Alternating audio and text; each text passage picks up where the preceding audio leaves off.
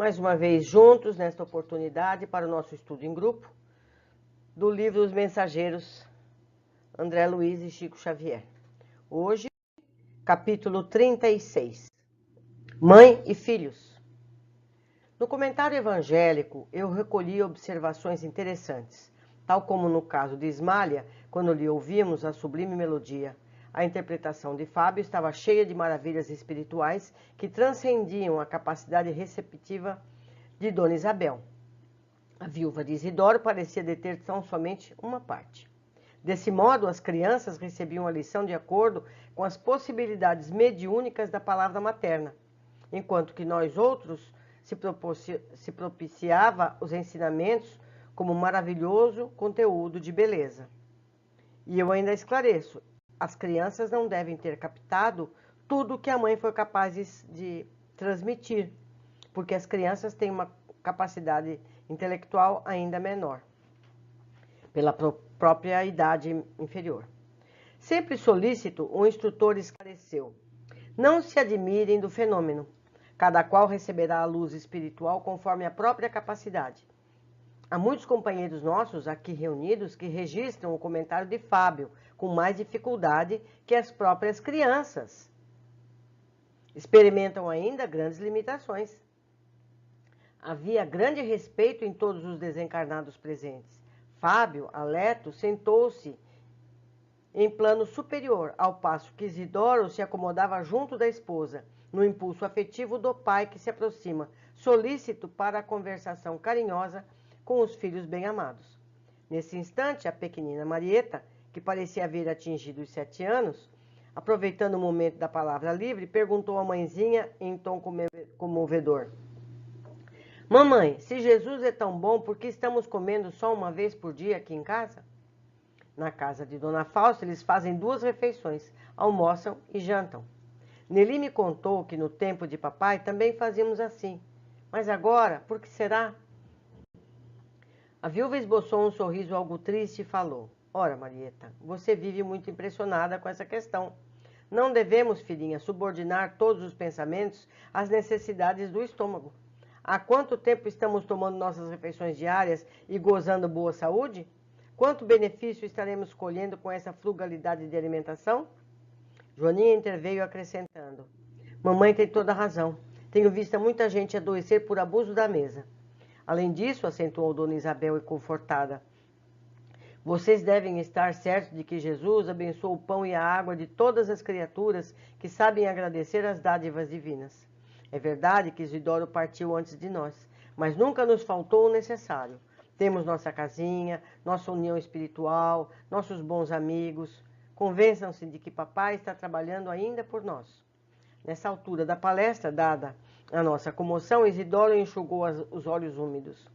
Noemi, a caçula pequenina, falou em voz infantil: é mesmo, é verdade. Eu vi papai ajudando a segurar o bolo que Dona Cora nos trouxe no domingo. Também vi, Noemi, disse Dona Isabel, os olhos vivamente brilhantes. Papai continua nos auxiliando. E voltando-se para todos, acentuou: quando sabemos amar e esperar, meus filhos, não nos separamos dos entes queridos que morrem para a vida física. Tenhamos certeza da proteção de Jesus. Marieta, parecendo agora absolutamente tranquila, assentiu. Quando a senhora fala, mamãe, eu sinto que tudo é verdade. Como Jesus é bom. E se nós não tivéssemos a senhora? Tenho visto os pequenos mendigos abandonados. Talvez não comam alguma coisa. Talvez não tenham amigos como os nossos. Ah, como devemos ser agradecidos ao céu. A viúva, que se confortava visivelmente, ouvindo aquelas palavras, exclamou com profunda emoção: muito bem, minha filha, nunca deveremos reclamar e sim louvar sempre. E possivelmente não saberia você compreender a situação se estivéssemos em mesas lautas. Observei, porém, que o menino não compartilhava daquele dilúvio de bênçãos. Entre Dona Isabel e as 4 filhas havia permuta constante de vibrações luminosas, como se estivessem identificadas no mesmo ideal e unidas numa só posição. Mas o rapazote permanecia espiritualmente distante, fechado num círculo de sombras. De quando em quando, sorria irônico, insensível à significação do momento. Valendo-se da pausa mais longa, ele perguntou à genitora menos respeitosamente: Mamãe, que entende a senhora por pobreza? Dona Isabel respondeu muito serena: Creio, meu filho, que a pobreza é uma das melhores oportunidades de elevação que temos ao nosso alcance.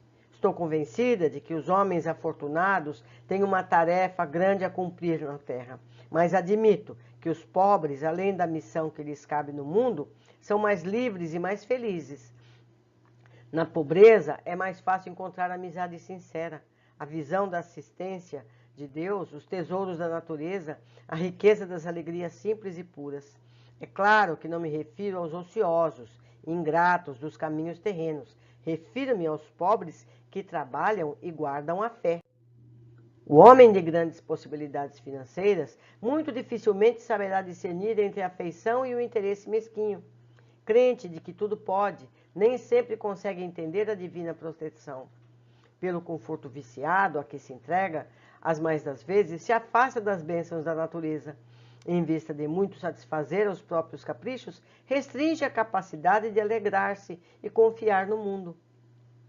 Apesar da beleza profunda daquela opinião, o rapazola permaneceu impassível, respondendo algo contrariado.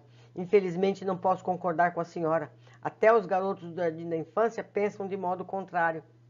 Dona Isabel mudou a expressão fisionômica, assumiu a atitude de quem instrui com a noção de responsabilidade e acentuou: Não estamos aqui no jardim da infância, meu filho.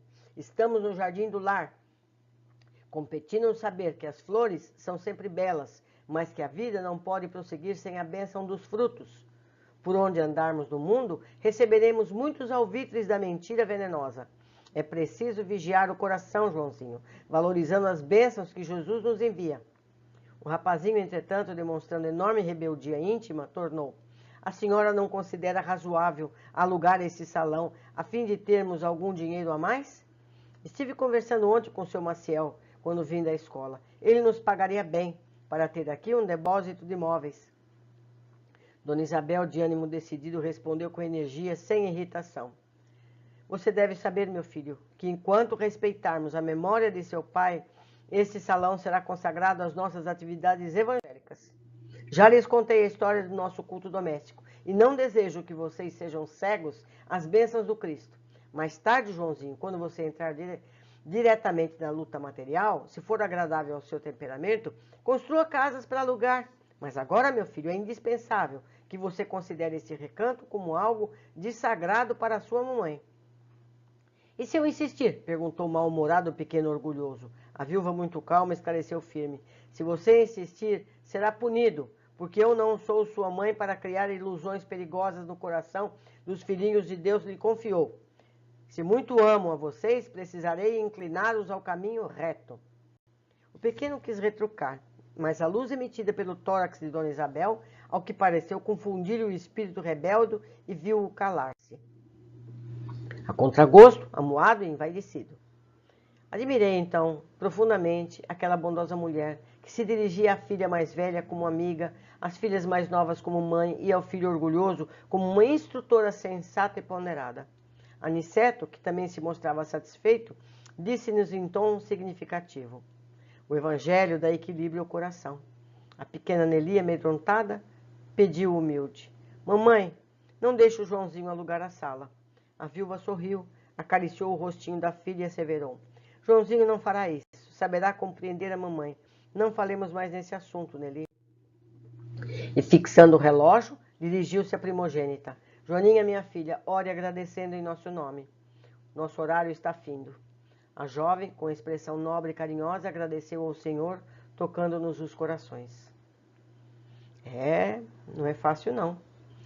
A gente, que é pai, mãe, precisa estar sempre atento às orientações, aos exemplos que nós damos aos filhos, para não nos arrependermos amanhã do resultado. Vamos ver o que nós podemos observar. André compara o teor da elevada explanação de Fábio à simplicidade das palavras de Isabel.